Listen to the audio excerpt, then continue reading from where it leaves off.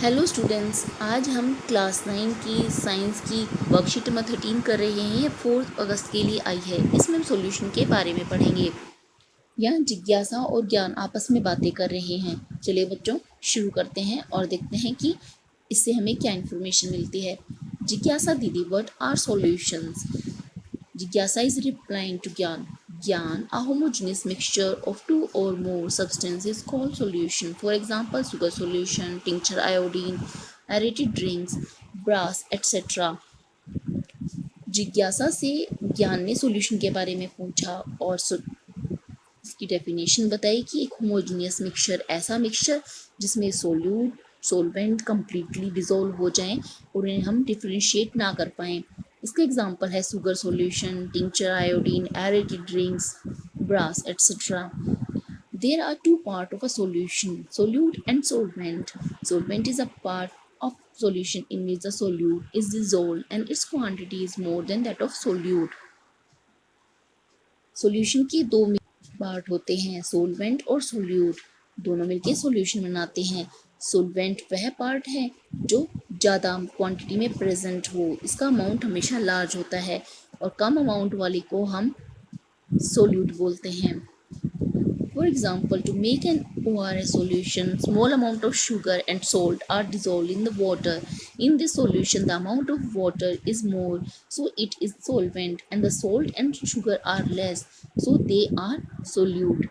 ORS solution में जब हम वाटर लेते हैं तो यह ज़्यादा अमाउंट में लेते हैं, इसीलिए इसे हम सोलवेंट बोलेंगे। इसमें जो सॉल्ट्स डिज़ोल्व किए जाते हैं वह लेस अमाउंट में डिज़ोल्व किए जाते हैं, इसीलिए इन्हें हम सोल्यूट बोलेंगे। Generally, solution is considered as a liquid substance in which solids, liquids, or gases are dissolved. But in nature, besides liquid solution, there exists solid solution. For example, alloys, mixed metal and gas solution. Example is air. जब भी हम solution की बात करते हैं तो generally हमारे दिमाग में आता है जिसमें किसी लिक्विड के अंदर सॉलिड को या लिक्विड या गैस को डिसॉल्व कर दिया गया हो। इसका एग्जांपल है water and sugar.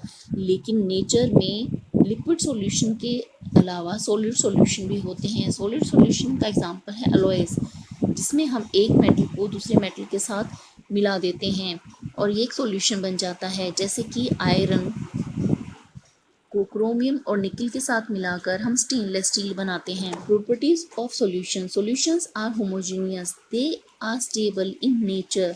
The size of the particles of the solution is so small, 1 nanometer, that they cannot be seen through naked eyes. Solution की फर्स्ट प्रॉपर्टी है वो होमोजेनियस होते हैं। उन्हें हम सोल्यूट और सॉल्वेंट में डिस्टिंग्विश नहीं करते, वे कंप्लीटली डिसॉल्व हो जाते हैं। पार्टिकल्स इतने छोटे होते हैं कि उनको हम अपनी नेकेड आई से नहीं दे सकते। इसका साइज पार्टिकल्स का 1 नैनोमीटर से भी कम होता है। नैनोमीटर का मीनिंग होता है 10⁻⁹ metre. Due to very small size, they do not scatter a beam of light passing through the solution and thus unable to see the path of light. जब ऐसे सॉल्यूशन में से हम लाइट पास करते हैं तो ये लाइट स्कैटर नहीं होती है और इस तरह ये टिंडल इफेक्ट नहीं दिखाती। इसका कारण है कि इनके पार्टिकल्स का साइज बहुत स्मॉल होता है। The solute particles cannot be separated from the solution by filtration process. Filtration करके हम फिल्टर पेपर से सोल्यूट के पार्टिकल को सेपरेट नहीं कर सकते, क्योंकि जब हम ऐसा करेंगे तो इसके पार्टिकल इससे पास थ्रू हो जाएंगे। ऐसा इनके स्मॉल साइज के कारण होगा। Now answer the following questions. What are solutions? State with example. First question का आंसर है सॉल्यूशन क्या होते हैं। Solutions are homogeneous and they are stable in nature. The size of the particle is smaller than 1 nanometer. Define solute and solvent. Solvent is a part of a solution in which the solute is dissolved and its quantity is more than the solute. Quantity of solute is less and quantity of solvent is more in a solution. Question 3. Below given are some examples of solutions. Identify solute, solvent from them. Also mention whether they are solid, liquid or gas. Air, इसमें oxygen और nitrogen gases होती हैं और इसके अलावा इसमें बहुत सारी गैसेस होती हैं, लेकिन मेन कंपोनेंट इसमें नाइट्रोजन है। इसका मतलब और ऑक्सीजन या और दूसरी गैसेस इसमें सोल्यूट की फॉर्म में प्रेजेंट है। तो ये हमारा हो गया सोल्यूट। मिल्क प्लस वाटर दोनों ही लिक्विड फॉर्म में है और मिल्क अगर ज़्यादा क्वांटिटी में होगा तो इसे हम बोलेंगे सोलवेंट, और वाटर लेस क्वांटिटी में तो इसे हम बोलेंगे सोल्यूट। पेप्सी, इसमें ज़्यादा क्वांटिटी वाटर और केमिकल्स की होती है, इसीलिए यह हुआ सोलवेंट, और लेस क्वांटिटी CO2 इसमें डिजोल्व होती है, इसलिए यह हुआ सोल्यूट। ह्यूमिड एयर, इसमें ज़्यादा क्वांटिटी है एयर की, ये गैस की फॉर्म में है, और कम क्वांटिटी है वाटर वेपर की, यह भी गैस फॉर्म में है। तो इसका मतलब एयर हुआ सोलवेंट और वाटर वेपर हुआ सोल्यूट। पेप्सी के अंदर वाटर लिक्विड और CO2 गैसेस फॉर्म में है। सी वाटर, इसमें वाटर के साथ में सॉल्ट्स डिजोल्व होते हैं, लेकिन वाटर ज़्यादा क्वांटिटी में होता है और सॉल्ट्स कम क्वांटिटी में होते हैं, इसलिए वाटर सोलवेंट और सोल्ट सोल्यूट।